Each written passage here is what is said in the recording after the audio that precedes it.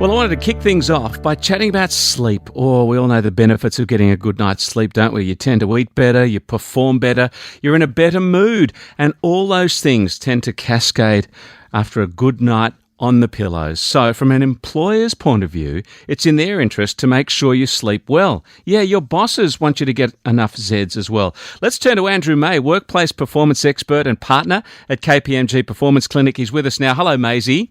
Ed, hello. You famously, I think you're a notorious candle burner at both ends, and even if there's some wick in the middle, you seem to fit so much into your day. But I'm sure you actually fool us all by getting enough sleep, and then you're able to just power charge your day.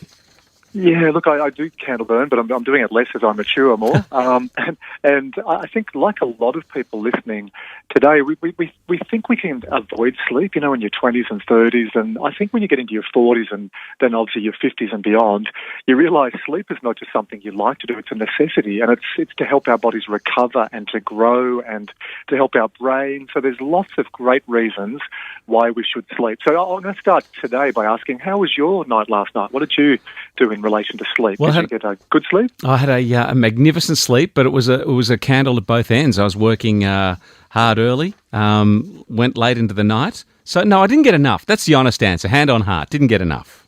And I'm craving some more. Now, I know the effects of, it's like borrowing sleep from the sleep bank. If you find yourself in sleep debt, things can actually sort of deteriorate rather quickly over a handful of days or a couple of weeks. Mate, even a couple of years, right? Because you see people who say, oh, look, I don't get much sleep during the week, and then they stockpile on the weekend. So it is a little bit like a bank. And I always get asked when I do a workshop or a presentation on sleep, hands go up, how much should I sleep? I heard Margaret Thatcher only had 4 hours. Alan Jones has 4.5 hours, or whatever the story may be. Sleep is very individual, but most people listening will need about 7 to 7.5 hours a night of good restorative sleep. So there's two things about sleep. There is the quantity, the time, and there is the quality.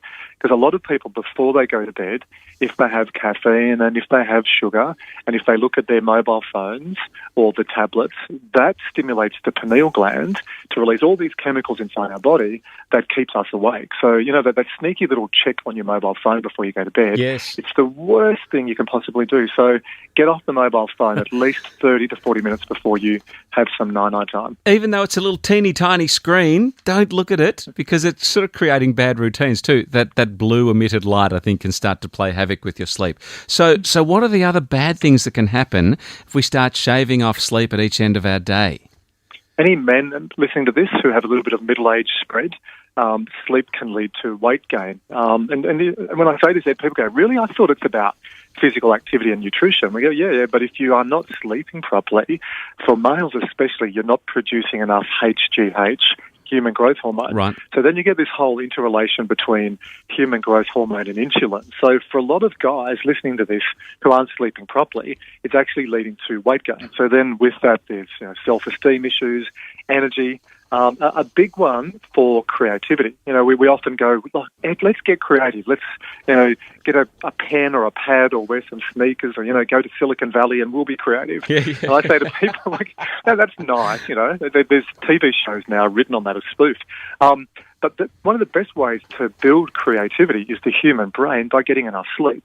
Now, there's a system in our body called the glymphatic system. And what the glymphatic system does, it removes waste products from our brain. This is clever. So we've probably heard of the lymphatic system, which runs all our systems clean and does gets the blood flow all cleaned up, etc. This is the glymphatic system for the brain, right? Yeah, and the University of Rochester, so for any people who love their research, Google glymphatic system plus University of Rochester. And what happens with the glymphatic system, I often explain, think of a whiteboard, and your kids have a whiteboard and they're writing on it, it's a mess at the end of the day. There's pictures and drawings, and proper sleep, what it does is it wipes that whiteboard clean. So you wake up the next day with a fresh start. So then your working memory functions better. That's one of the big things. We call it that fog when you've had a night on the cans, or you've been travelling and you can't quite remember. It's because your blackboard, you wake up and there's already a lot of stuff on it. So look, there's a big buy on sleep, mate, from more energy to weight management, to it helps your brain, it helps you be creative.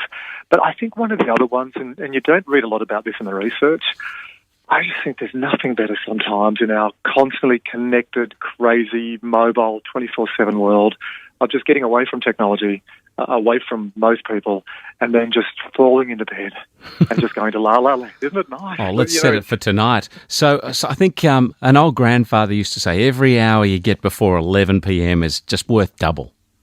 Well, that's sort of true and it's sort of not. Let me start with it's sort of true because most people now get up at 6 or 6:30, and if you need 7 to 7.5 hours sleep, you've got to get to bed before midnight. But then where it's not really true, you can't just say that time before midnight. That half hour is twice as good as from 12:30 to 1 a.m.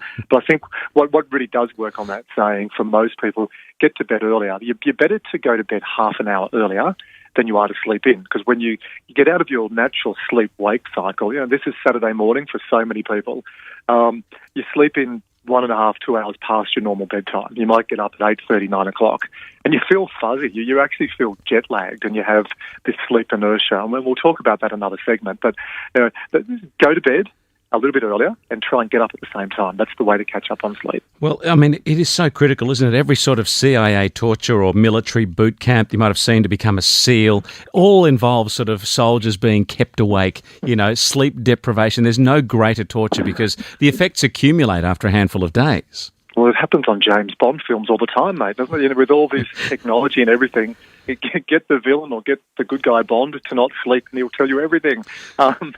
And companies now are not using sleep deprivation as torture, but what smart, forward-thinking companies are now doing, we've looked at fitness programs where you get people to take more steps, or you look at nutrition.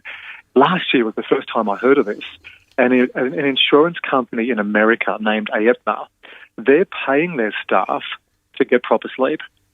Really?